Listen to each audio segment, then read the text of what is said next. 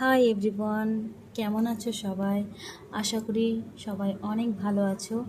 আর আলহামদুলিল্লাহ আমরাও সবাই ভালো আছি। তো আজকে আমরা একটু ঘুরতে বের হব। তো আমরা কোথায় যাব না যাব সব কিছু বলবো, সব জানতে পারবে। তো প্রথমেই আমরা হোস্টেল থেকে বার হওয়ার জন্য সাইন করে নিতে হচ্ছে। এটা আমাদের প্রুফ যে আমরা বাইরে বের হব। তো এখন আমরা বাইরে বের হচ্ছি, কিন্তু তার আগে আমরা ক্যাব বুক করে নিয়েছি। ক্যাব বুক করেছি কারণ আজকে অনেক রোদ। বলে রে রবীন্দ্রনাথের বাড়ি ভাত খেতে। আর এই যে ও বলে দিল আমরা কোথায় যাচ্ছি।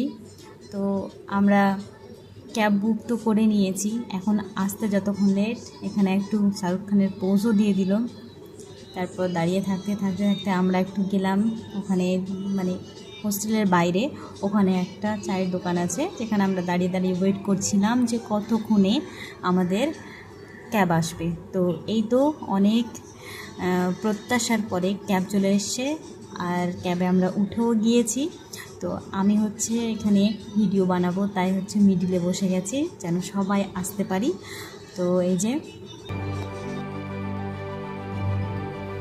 আমরা অনেক এনজয় করতে করতে যাচ্ছিলাম, আমাদের অনেক ভালো লাগছিল, সকলেই ছিলাম, সবাই অনেক মজা করছিলাম। আর যাওয়ার পথে অনেক জ্যাম, অনেক ট্রাফিক। তো যারা কলকাতাতে থাকো তারাই বুঝতে পারবে যে কলকাতাতে কত ট্রাফিক, কত জ্যাম। তো যতই হোক ট্রাফিক, যতই জ্যাম হোক, আমরা সব কিছু পেরিয়ে আমাদের মতো এনজয় করতে করতে সবাই চলে যাচ্ছিলাম আমাদের ডেস্টিনেশনে। তো এই যে, আর যে ছোট ছোট ক্লিপগুলো নিয়েছি আমি সব কিছু শেয়ার করছি, কী কী করলাম না করলাম। আর এখানে আরেকটি কথা, যেখানে যাচ্ছিলাম আমরা সবাই ফার্স্ট টাইমে যাচ্ছিলাম, আমাদের ফার্স্ট এক্সপিরিয়েন্স হবে যে কেমন লাগবে। তো আমরা ফাইনালি পৌঁছে গেছি আমাদের ডেস্টিনেশনে, জোড়াসাঁকো ঠাকুরবাড়ি, যেখানে রবীন্দ্রনাথ ঠাকুরের বাড়ি। তো আমরা এখন ভিতরে এন্টার করব। ভিতরে অলমোস্ট চলেই আসলাম। তো বাইরে অনেক গার্ড, তাই আমরা বাইরে ওদের বললাম যে যা আগে দেখে আয় কী হচ্ছে।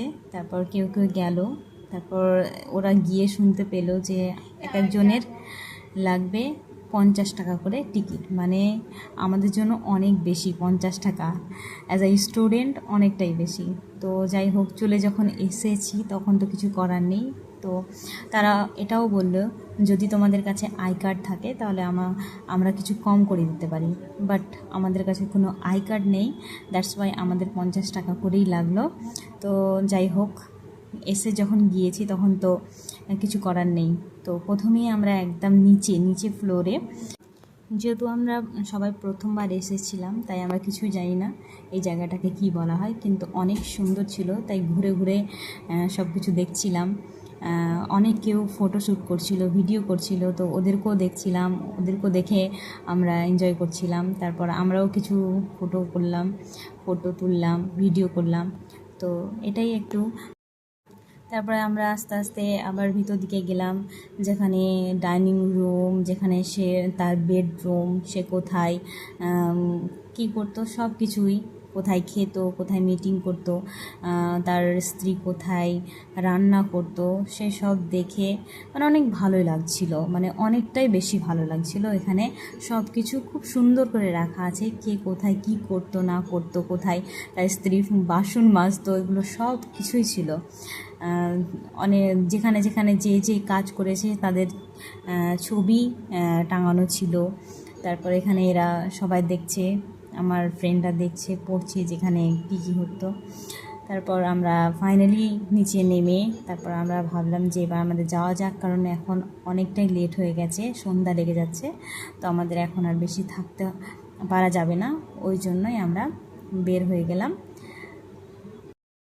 বের হওয়ার আগে আমরা কয়েকটা ফটো নিলাম, কয়েকটা ভিডিও নিলাম, একটু মস্তি করলাম, তারপর একটু পুরা ওর বাড়িটাকে দেখানোর চেষ্টা করলাম যে এরকম। বলতে গেলে ও সত্যিই অনেক বড় লোক ছিল, এটা ভেবেই তো কেমন লাগছে আমাদের। তারপরে আমরা ঘোরা শেষ করে বাইরে বের হয়ে আসলাম। তো বাইরে বের হওয়ার পরে একটা মুড়ি স্টল ছিল, যেখান থেকে আমরা অল্প কিছু খেয়ে বেরিয়ে গিয়েছিলাম, কারণ অনেকটা লেট হয়ে গেছিল। সো আজকের ব্লগটি এখান থেকেই, টাটা, সকলে ভালো থাকবেন।